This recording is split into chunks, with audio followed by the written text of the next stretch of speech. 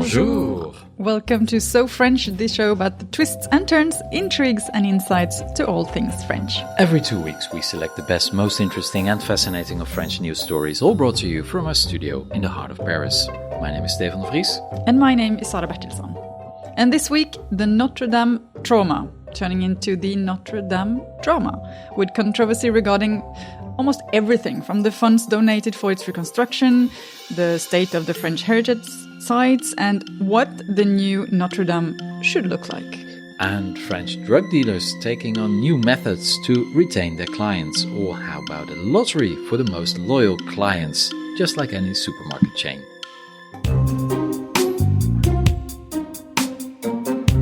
But first, there was this press conference this week, a very, very awaited one. It was Macron's response to the yellow vest protests that have now been ongoing in France since last year, and also his conclusion of the national debate that he launched as a first response to these yellow vest protests.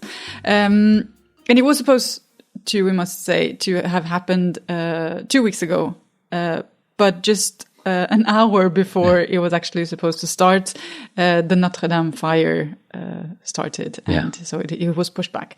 Anyways, finally it got off, and Stefan, you were there. Yeah. You went there. What is your take on his first actual press conference since he got elected 2 years ago? I must say that's a little bit, only that information is a bit shocking. It is. First press conference it's since incredible, he got Yeah, because before he was elected, Macron was very close with the press. He gave a lot of interviews and he was very accessible, of course, because he wanted to get elected. But then when he was elected, he put a big distance between him and the media, because the former president, François Hollande, was known for having lunches and dinners and texting all the time with journalists. And there were a lot of leaks about what was going on at the Élysée. So President Macron, he wanted to, be more presidential. And one of the things that he thought was more presidential was not to talk to the press anymore. And he was actually quite condescending about journalists. But I think he realized... He even moved, we must say, the Élysée press corps out of the actual Élysée. Well, that's what he wanted to do, actually, because they never did it, because there was so much... they're still there? Yeah. There's still a little press room in the courtyard of the Élysée, because the press agencies like Reuters and AFP, they wanted to be inside the palace to see who is getting in and out. But Macron didn't like that. So he wanted it to expel them. But finally they protested and they're still there. But it shows that Macron has a very complicated relationship with the press. He has also been caught many times saying negative things about journalists. But now, this was the first time there were about 300 journalists in the Élysée. And it was interesting because he was supposed to start with a speech of 20 minutes. Which lasted an hour, of course, that's Macron. And then we were able to ask questions for 2.5 hours. He was very at ease. You see that he likes being, with journalists, in spite of the negative way he talks about them. And he was sitting down. That was also a bit strange, but, it lasted over 3 hours, so it's logical. And then, the journalists, most of the French journalists, of course, are very respectful to the power and authority. So they were not very incisive questions, unfortunately. And, of course, he started with giving a sort of history lesson about what happened, how he discovered the country in those couple of months that he traveled for the Grand National Debate, which is also a bit surprising because, if you're president and you're supposed to know the country. But and he also said that the Yellow Vest movements had changed him. Now, then, of course, you would expect many surprises. Yeah, in what way? Well, he has to answer the Yellow Vest, but he not really did actually give in to the demands of the Yellow Vest. He did announce lower income tax, but the majority of the French don't pay income tax, and those who do pay much less than in the surrounding countries. So I don't know if it will lead to more purchasing power, because that was one of the main complaints of the Yellow Vests. They want to have be able to spend more with the same salary or higher salaries. So those tax cuts are about 5 billion euros, but he never said how he's going to finance that. And the question is also, I mean, as you mentioned, this is mostly the middle class that's actually going to benefit from these tax cuts because, and you're talking about a couple of €100 a year. Yeah, it's probably a year. Probably a couple of €100 per year. But one of the demands, if I remember correctly, from the Yellow Vest was a cut in the VAT tax, for example, which would be a much more a tax cut for everyone. Yeah. And that is not on the table. He didn't even mention the tax VAT cut because indeed the income tax is more or less progressive. And of course, the VAT is the same for everybody, 20%, or I think 6% on food, something like that. But so that has a bigger impact on lower incomes. But he didn't mention that at all. He did mention the position for single mothers, that there will be some kind of system where alimony for single mothers will be guaranteed by the state. So if the ex-husbands or the father of the children don't pay their alimony, the state will jump in. It will work both ways. Fathers as well. Yes. Yes, of course. Yeah, but he did mention single fathers. No, well, the problem is... Yeah, that's true. He also wants more civil servants in the field and fewer in Paris, because that is also one of the remarks of the Yellow Vest. I think they are right in that. That is, of course, France is very centralized. So the power is in Paris, the decisions are made in Paris, and most of the civil servants who work in ministries in Paris have no idea what's going on in the rest of the country. So, and he's going to do that by opening up civil or public service houses in regions where they have not enough public services. This has been very criticized, though, because many of the city halls in these small towns that actually already function as this public service hub, they say that, well, why don't we get this? Why can't we do this job? And why? But the problem, what we're doing is that we don't have enough people working here. We can't get funds to actually employ someone. So, the buildings and the hubs are already there, but they don't ever get any funding. So the problem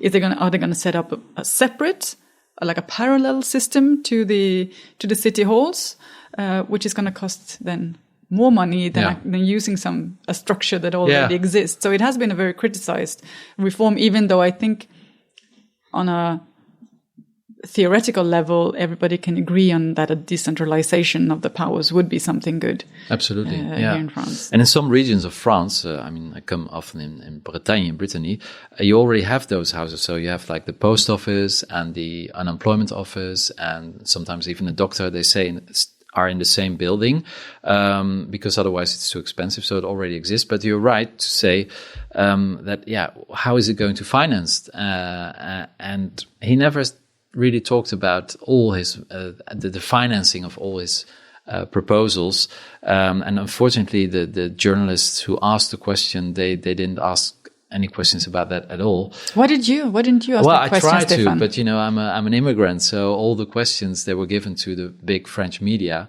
There was one German correspondent. I was just going to say, she got the question, but she's well known at the Élysée because she's some kind of she embodies the French-German relationship. Michaela Wiekel of the Frankfurter Allgemeine Zeitung, a very good journalist, by the way. But so she was like the mascot of all the foreign journalists and European journalists. But it's a shame that the French journalists, they just don't go deep enough.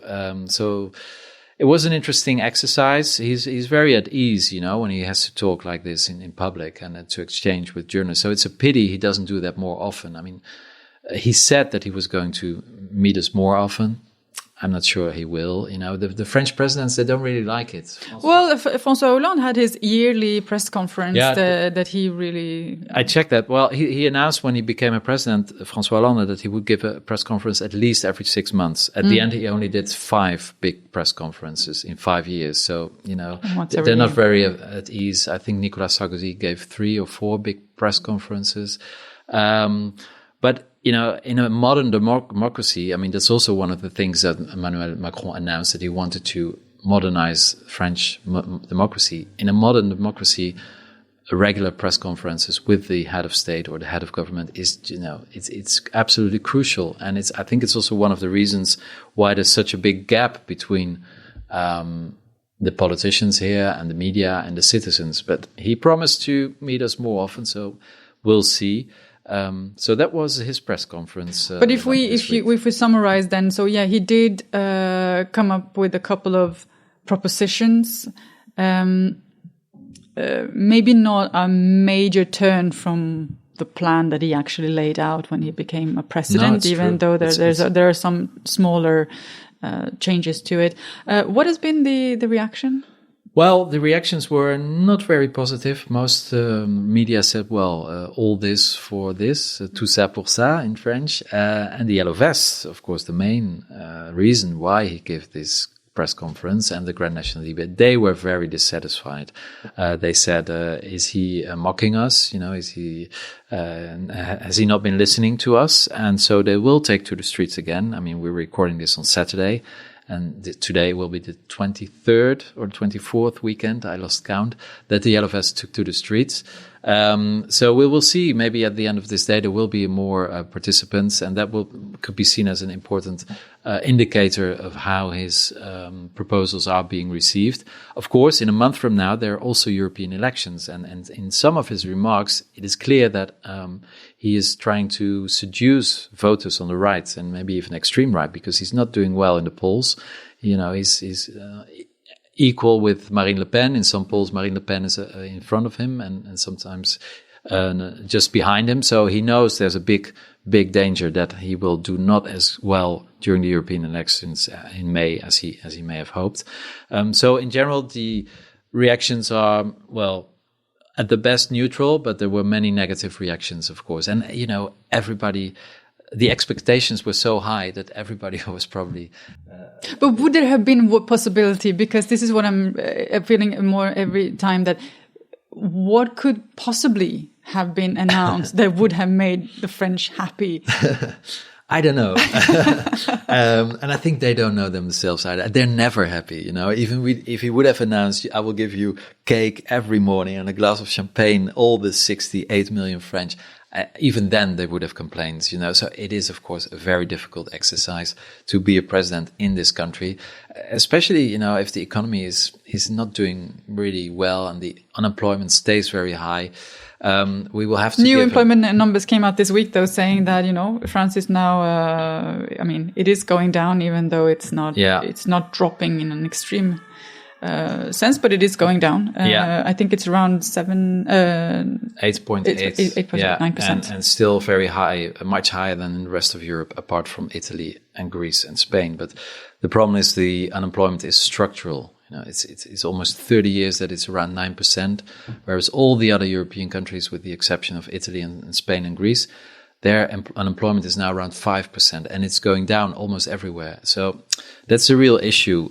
He didn't talk about unemployment, almost not at all. So I agree, it is very difficult. He did say, though, that he still aims for 7%, max 7% at the end of his presidency, and that he would consider that as the sort of a good. Yeah. But 7%, even in 2 years from now, that will probably be the highest of Europe. So it's difficult, but at least now he's talking to us journalists, and through us to the people. And I think that's already a bit of a progress. But the Yellow Vests, they are absolutely not happy. Vous écoutez So French. You are listening to So French.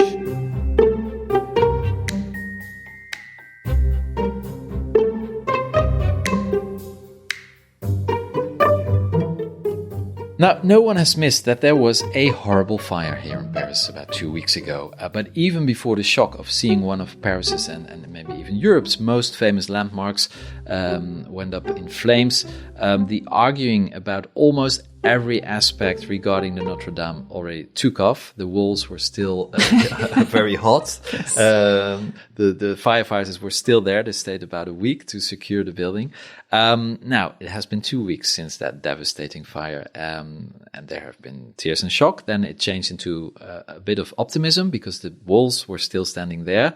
But yeah, why are the French not happy, or what are they quarreling about maybe now? I don't know. What are they not quarreling about? Because we have seen debates about absolutely everything regarding this Notre-Dame church. If it wasn't for the state of the cathedral from the beginning, and then the bad management of France's cultural heritage sites, if it wasn't about how the actual dealing with the fire was done, and for safety regulations during the work that was done at Notre-Dame, that they believe now was the reason why this fire actually took off, to the donations. That maybe is the controversy that has, created most, I don't know, fire and fury, I would say. Yeah, famous billionaires gave hundreds and hundreds of millions of euros. In 48 hours, €1 billion was collected to the reconstruction of Notre-Dame. And then, of course, started the debate about, well, we now have all these funds, and which many said that this is enough funds to rebuild the cathedral. But then how are we going to rebuild it? Yeah. I mean, are we going to rebuild it the way it was when it burnt down? Are we going to make it a modern? The only instructions from the executive was that we will make it even more beautiful than before. That was what Emmanuel Macron said. And within 5 years, it will be ready for and the then we Olympic came Games. exactly, and then to the next controversy is, well, how quickly will this cathedral be rebuilt? Because then Emmanuel Macron launched only days after the fire that within 5 years, which means that in time for the 2024 Paris Olympics, the cathedral will be rebuilt. Stefan, is this a realistic? Well, that was also one of the very hot topics because he said it like not even 24 hours after the fire, I think. And that was also interesting. Suddenly, everybody in France became an expert on heritage. It was like the World Cup football when suddenly you have 68 million coaches who know exactly how you should play. People know everything about how to build a cathedral, how to. I mean, the US president even told us how to. Absolutely. Take out a he knows fire. everything. Yes, He's that's just true. wonderful. True. So, I spoke to many experts. I spoke to real experts. To real experts, yeah. Sorry, not people who not only the experts in the avenue downstairs. No, or who know. I actually spoke to the world famous architect Dominique Perrault. He is the architect who designed the National Library here in Paris. And 2 years ago, he designed a master plan for the Île de la Cité, which is the island where the Notre-Dame is standing. So he really studied the whole area, not necessarily the building, but the area very thoroughly. And this is what he said about the rebuilding of the Notre-Dame. On a construit le Grand Palais en 2 ans. Donc peut-être que c'est 5 ans, c'est peut-être même trop. Tout dépend ce que l'on veut faire et l'énergie que l'on veut mettre dans l'ouvrage. Well, there he said, we've built the Grand Palais in 2 years, so maybe 5 years is enough. Maybe it's even too long. Yeah, he's very optimistic. Yeah, but the real experts, of course, he's an architect. But the real experts, of course, are those who restore monuments. I also spoke to heritage architect Marie-Amélie Tech. She has been restoring, for instance, the bridge Alexandre III in the heart of Paris. So she really knows what she's talking about. And this is what she said to me. Even the best engineers who are working there now are not able to answer the question. So I think it's really his political agenda. It's just communication. So yes, what do you think, Sarah, as an expert on communication? Did Macron talk too quickly? Well, yes, I think he did, for several reasons. Well, and I think it was unfortunate in the sense that, Notre-Dame has been a cathedral, or has been there for more than 800 years. It has evolved, it has changed, it has been, it hasn't been the same cathedral throughout these hundreds of years. And I think that cultural heritage sites should be allowed to change and to develop, but we cannot do that without thinking and without taking our time to actually, we shouldn't just throw something out because there is a big sporting event planned in 5 years. I think it's a shame. I think it's too quick. Because it's not only a question about rebuilding, and that is what many are saying. We need to think about how we're going to rebuild this cathedral, and will it be, will it be the same? Will it be different? Should it be modernized? Should we use different type of construction materials? Because that's also one thing. And there you have a debate only there, and I think it's important to have that debate. And why should we just plow in 1 billion euros in 5 years on something that may not be, what we will want in 100 years. Yeah. So I think it was too quick, and I think it's it's unfortunate because it also gives people the impression that Notre-Dame is it's only for tourists, and it's only a question of a building, a commercial palace in some way. And, we shouldn't forget that after all, Notre-Dame is a cathedral. It's a living cathedral. It's one that has mass every week, several a week, I even think.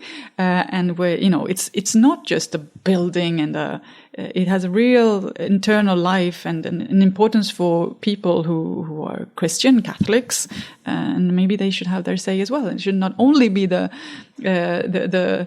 tourism office of Paris deciding, when and how this should be done. Yeah. I think the political agenda has nothing to do with the agenda of the building. It's just a couple of years in politics, and like you said, Notre-Dame. Almost 1,000 years. Yes, and hopefully it will still stand there in another couple of hundred years. So it seems like a shame, very sad to rush off with something that hopefully will last much longer than a presidential mandate. Yeah, that's for sure. This week they were able to put a cover on the roof, so that's a temporary cover against the rain, but it will take another 4 months at least to secure the site. They will probably start, robots will start cleaning up the rubble inside the church because it's still too dangerous for human beings to get into the church. So that will take at least another 4 months, and then, the reflection on how we are going to restore and then rebuild. So it's going to be very long. So I'm sure we will talk about the Notre-Dame in So French, at least somewhere in the next 1,000 years. I was about to say.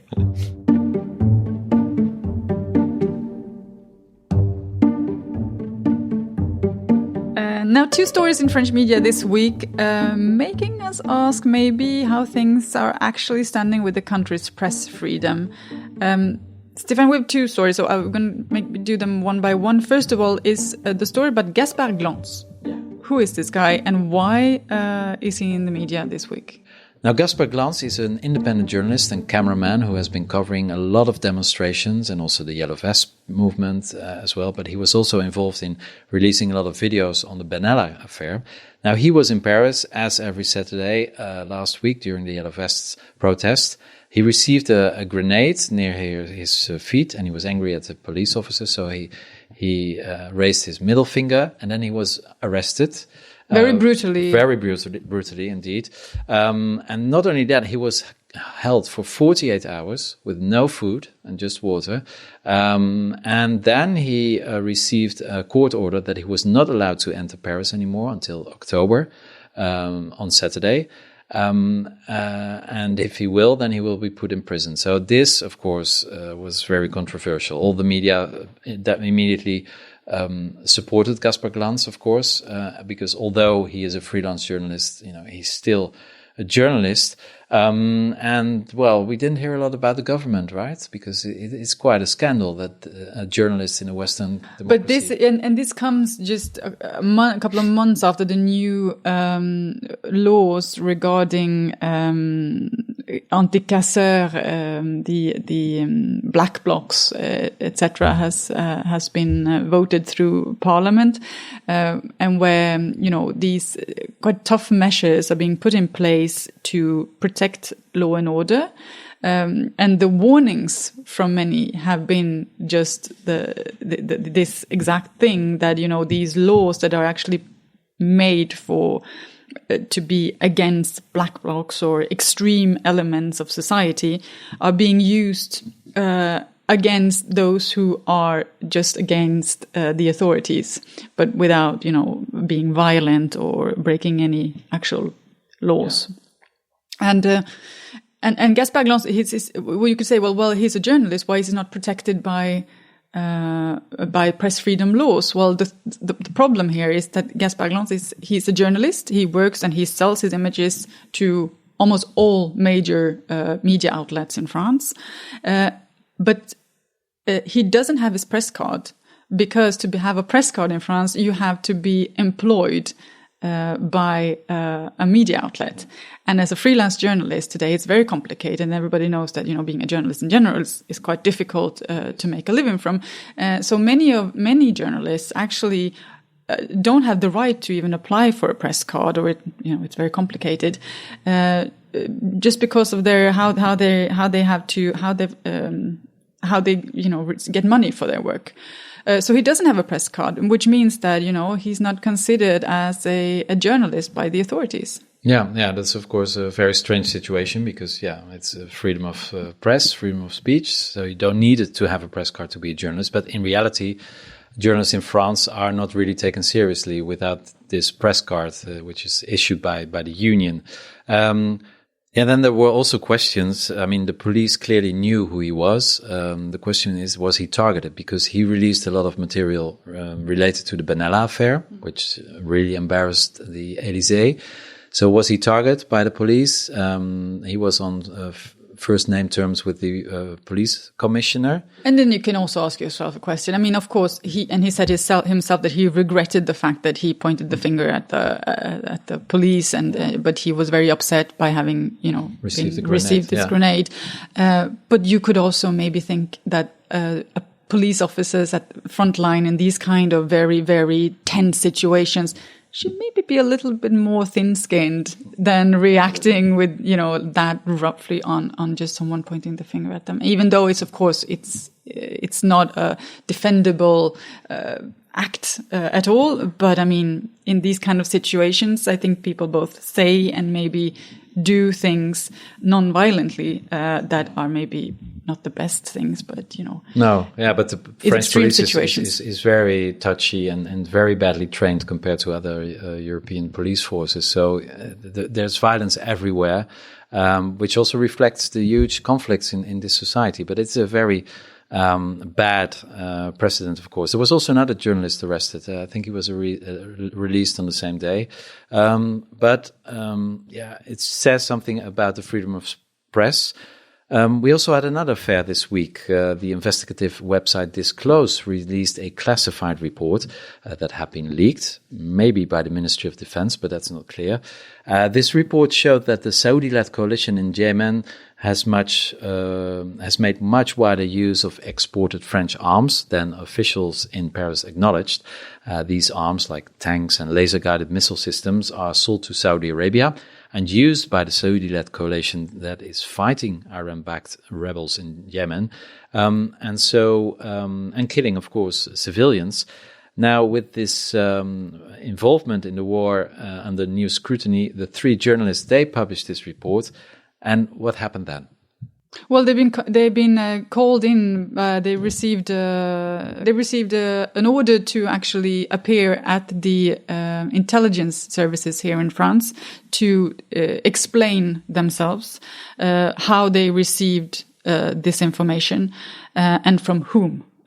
Most importantly, and I mean the thing is, the question about French arms being used in the war in Yemen is an old story, and this has been denounced by human rights organizations for years. What's interesting in this case is this is the first time there is actual real beginning of real proof that the French authorities are aware that these arms are used in the actual fighting, and how and where these French arms are deployed in this war. So it's a first physical type of evidence, and you could. What is the defense of these journalists is that this is of a major importance for the French public to know that, because first of all, it's illegal, because you are not allowed to sell guns, weapons, according to international treaties, to a conflict where civilians can get killed. So it's illegal, and then and also towards the French public, French authorities has consistently denied that these guns and arms are being used on the ground. They've been saying they're only used in defensive situations.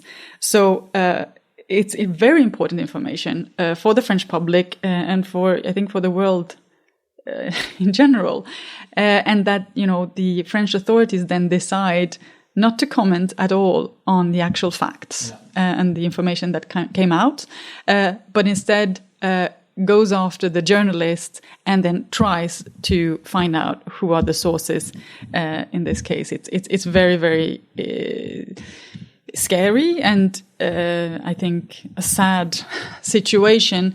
Especially also we know the protection of whistleblowers and the protection of people sharing and leaking information of general public importance should be protected. That is what the European Human Rights Court. Yeah, absolutely.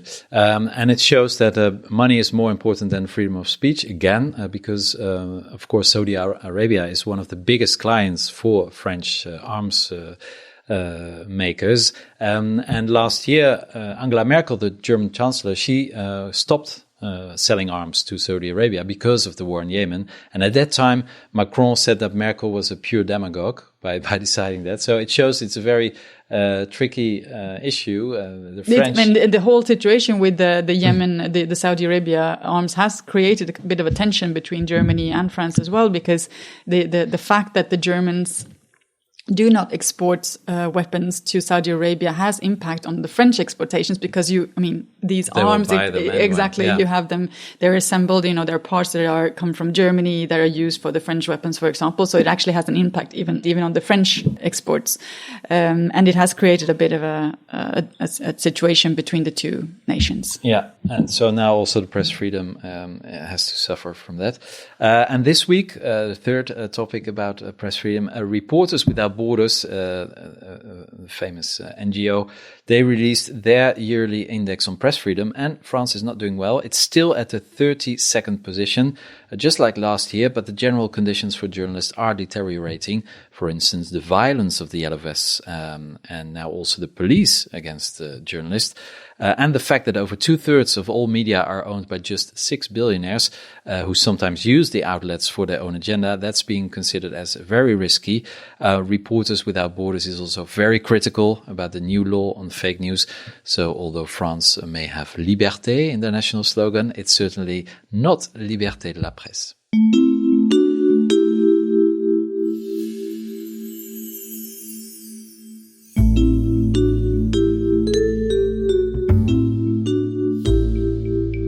We are about 1 month from the European elections at the end of May, and we thought it would be a nice idea to talk to some Europeans living in Paris. Julia Vier, whom did you meet this week? This week I met Naomi, who is from the UK, but she's been living in Paris for 4 years now, and she's working at L'Oréal. And here's what she had to say. Hello, my name's Naomi. I am currently working at L'Oréal. I've been living in Paris for 4 years and absolutely love it. Do you feel like a European? Absolutely. Even if I've been living in Paris for the last 4 years, I think that I've kept my UK origins, but it's definitely something I feel super integrated. I love being around a big, diverse group of people. I mean, Paris is definitely a melting pot. So 100% I can say I feel European and very welcome. So you said you're from the UK. Did Brexit change that feeling in any way? Brexit didn't change me feeling European. And actually, if anything, it probably had the inverse effect that I felt less British and more disconnected from my homelands, because I've been living in Paris, like I said, for the last 4 years, and I feel super connected to a very international community here. So if anything, Brexit has reinforced my sense of feeling European. And what does it mean for you to be European? To be European means to be connected to something bigger than the UK. The UK, as it is right now, is an island, and I really appreciate our very unique history and culture which comes from being an island.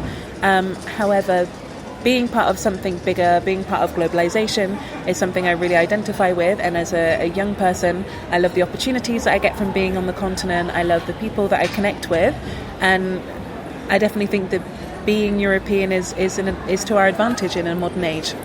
So do you think you're going to vote for the European elections? So, as you can probably understand, it's all very new to us that we were even going to be in the European elections as of last week, because obviously we're meant to crash out. So for me, I'm still getting my head around the fact that we're going to be there. I will vote. What that means that I vote, I think I very strongly need to be heard. I haven't yet decided how exactly I'm going to make sure that my voice is heard. Do you actually know where you're going to vote? Like in which country? I'm going to vote in France because I'm based here. How? I'm not sure yet. Remains to be seen. Ask me in a couple of weeks.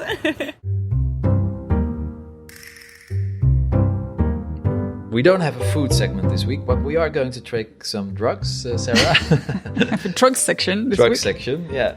Drug dealers in Grenoble, in the south of the country, have organized an online raffle for their customers via messaging platform Snapchat. Police have opened an investigation into the man in the video who was wearing a funny mask, and he was basically promoting his drugs, right, Sarah? No, but this is a quite amazing story. The sad background to this is that in Grenoble, you have a massive drug dealing. The problem with drugs is huge, and the drug dealing is actually so big that it has created this competition between the different gangs, and so to actually retain their clients, police was quite shocked to notice online then a couple of weeks ago that some of the drug dealers had set up this lottery for their clients where they had sold tickets, and then they had this, like any other lottery competition, so they had this online live fed draw of who would then win the top prize, which was a PlayStation. This, of course, shocked the police because even them were surprised to see that they were this blunt with their ways of selling even more drugs. And just to say that it's not the first time that the drug dealers of Grenoble have shown that they're very, very creative, because some years ago, they also decided to have these buy one, get one for free deals. And they also have, there was also one point where they set up notes at one of these famous places where people go to get drugs. And they said, well, sorry, we're out of stock. Please, we're reopening tomorrow again at 12 or something like that. Very professional. So they're very organized, very professional. And yes, of course, the sad story is, some of the neighborhoods in Grenoble have massive problems with drug dealing and with all what it means for the people living there. But, showing some creativity, at least from the dealer side. Did they arrest the winner of the PlayStation? Actually, the investigation has been, I don't think they have arrested the person because he was wearing this clown mask. So I'm not sure they know exactly who the person is. And we don't know either where this PlayStation came from that they actually put up as a top fell prize. off a truck. Yeah. So it's still not game over for the drug dealers in Grenoble.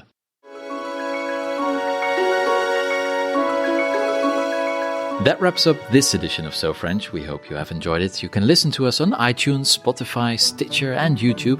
And we are also on Instagram. Our account is @SoFrenchNews. Please follow us. And if you like French music, check out our free playlist on Spotify, which we update regularly.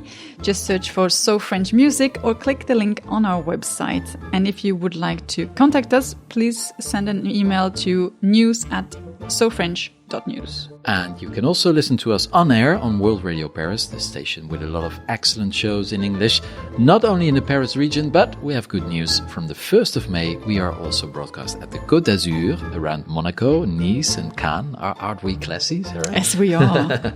So welcome to our listeners in the south of France. Also, a big thank you to Julie Avier, who is helping us out with this podcast. We will be back in 2 weeks with a new episode of So French. We hope you'll join us then. Thanks for listening. Au revoir.